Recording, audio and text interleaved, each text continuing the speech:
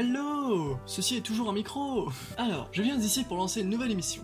Pas plus tard qu'hier, j'ai mis une vidéo en ligne qui s'appelle Belette c'est bien, où j'ai fait une compilation de très beaux mouvements qu'a pu faire Belette et que j'ai trouvé. La vidéo a été très bien accueillie et les commentaires sont un véritable terrain d'amour envers uniquement Belette. C'est absolument magique. Mais après en MP, il y en a certains qui sont venus me voir en me disant c'est très amusant ta vidéo, mais en soi elle veut pas dire grand chose vu que c'est une sélection de moments précis où Belette est mis en valeur, donc c'est pas très objectif. Et du coup, je vois pas où est le manque d'objectivité et le manque d'arguments quant au fait que Belette c'est bien, même si un jour une vidéo dédiée intégralement à Belette arrivera. Actuellement, je n'ai pas ce driver, qu'on soit clair, mais je trouve, on peut le voir sur mes dernières vidéos ou sur la courbe analytique, il y a un drop de visionnage au moment où les combats commencent, que les gens ne prêtent plus assez attention au combat pour juger une pièce. Or, dans mes reviews, j'aurais beau argumenter sur la taille des lames, la hauteur, etc., jamais ça équivaudra à l'apport d'informations d'un réel combat. C'est sur le terrain que c'est meilleur. Et du coup, je me suis dit ce que moi j'arrive à analyser dans les combats,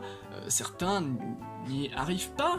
C'est très bancal dit comme ça, vu que je pense certainement pas être le meilleur en ce domaine ou quoi que ce soit, mais du coup on va dire qu'ils analysent. Bon du coup, cette émission ça va être tout simplement au final moi qui analyse des combats qu'on regarde ensemble sur YouTube. Alors aujourd'hui ça va être sur nul autre que Belette, ma propre vidéo sur Belette, afin de dire ce que moi j'ai vu dans ces combats qui révélaient une très grande force de Belette, voilà. Alors là je prends Belette, mais d'autres fois ça va certainement pas être des pièces sous-cotées comme Belette, ou alors ça va être sur un combo en globalité, etc. Je tiens à dire que cette idée d'émission a été trouvée lors d'une belle discussion avec mon ami Pegajinka, et du coup cette émission risque aussi d'apparaître sur sa chaîne, mais du coup avec lui qui analyse des combats, certainement pas sur les mêmes combats, mais voilà. Donc voilà, du coup vous aurez 2 fois cette émission. On y va? Alors, oui, non, donc là c'est moi qui parle, donc c'est pas... Oh si, je voulais revenir sur un petit truc. Ça, c'est très amusant, parce que pendant que je faisais le montage, j'ai fait une petite pause où j'ai regardé juste 5 minutes sur Instagram, et j'ai remonté le profil de Bladerkay un peu, et j'ai trouvé ça. Du coup, je trouvais ça très amusant. Voilà, on passe à la suite. Donc voilà, premier combat. Alors là, on a Diabolos contre une Dark Dave Sazor. Alors Dave Sazor qui a une toupie type attaque qui est supposée faire des punchs assez violents vu que ses lames sont dans le sens de rotation, mais qui est aussi connu pour sa grande endurance, et du coup ici le but était tout simplement de montrer la belle endurance que Belette pouvait avoir. Ah, ici. Alors ça c'est encore, c'est génial. Déjà l'adversaire est Lord Spriggan Outer Extend Plus, qui est un combo d'endurance avec beaucoup de LAD, etc., qui est bien coté, quoi, qu'on voit assez régulièrement. Donc là on avait une Glide Ragnarok 2A, je trouve ça génial. Belette. Ok, donc ici c'est contre une Screw Trident, donc là c'était juste pour voir, pour montrer qu'elle pouvait prendre que Belette pouvait prendre le Tornado Reach par instant, donc pour montrer ses beaux mouvements offensifs, parce que Belette reste un driver très lourd comparé au reste, vu qu'il y a du métal et une mini toupie, quoi.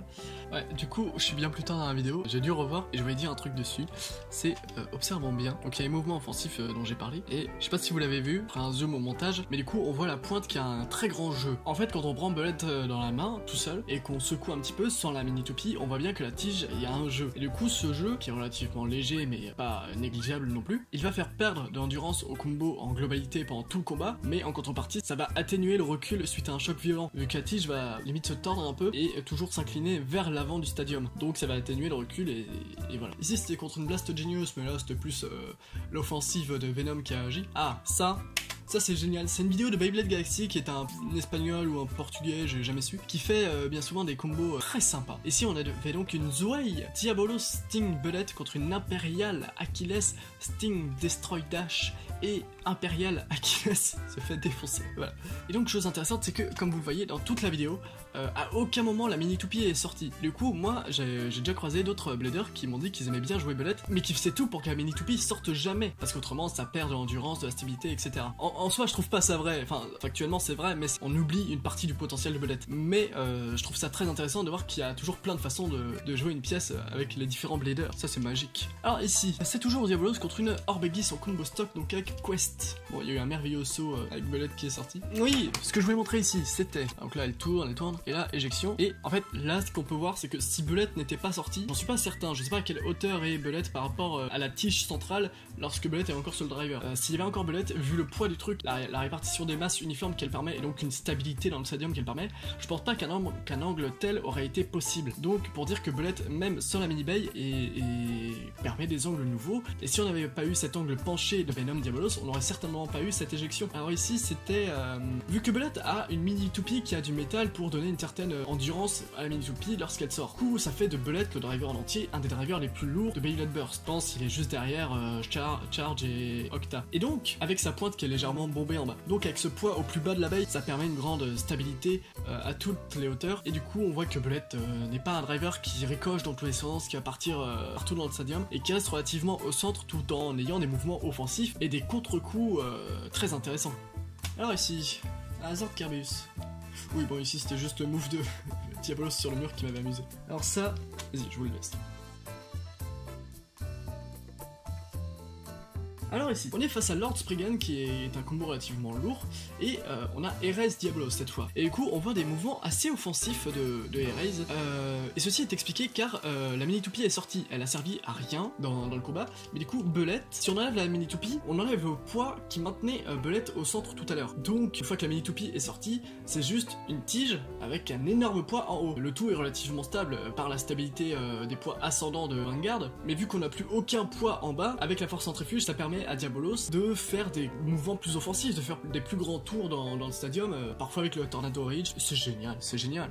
Ah, Storm Pegasus. Ah, ouais, ici je suis jamais sûr, mais je crois que Belette a donné le tout dernier impact pour que Pegasus sorte du stadium. Ouais, bah là c'était juste des mouvements offensifs, hein, globalement. On reprend notre combo avec Erase face à Lord Spriggan. Là c'était juste un très bel enchaînement, pour le coup. Ah, on en est déjà là. Bah, du coup, ça c'est le dernier combat. On a un très beau burst de Grand Dragon, avec une sortie de stadium en même temps de Diabolos. Et je sais pas si je pensais voir ça un jour. Et nous avons là un combat entre Belette et Charge. C'est sublime, c'est sublime. Un combat rempli de rebondissements. Ce genre de combat, je vous avoue, là je sais pas trop quoi tirer comme conclusion. Mais c'est cool, c'est ultra cool. Oh, et une égalité, mais que c'est beau, que c'est beau. Scénaristiquement, c'est intéressant. Super, super, vraiment génial. Voilà, donc moi c'est ainsi que je voyais les choses lorsque je vous ai lancé cette belle compilation des beaux mouvements de Belette. Un jour, une véritable vidéo sur review de Belette en globalité arrivera, mais actuellement je n'ai pas ce driver. Il demande beaucoup, je pense beaucoup de réflexion pour le comprendre en globalité, si c'est possible. J'espère que vous avez pu comprendre mon point de vue de ces battles. Donc du coup c'est une nouvelle émission bien plus légère, juste de temps à autre, lorsque l'envie me prendra. Ça me fait un montage léger et je trouve ça très intéressant. Donc j'espère que ça vous a plu. Si vous n'êtes pas d'accord avec quoi que ce soit que j'ai dit dans cette vidéo par rapport à Belette ou le reste même, dites-le moi en commentaire. On débattra, ça sera super chouette. Et voilà, du coup je vous souhaite une bonne journée. La bise!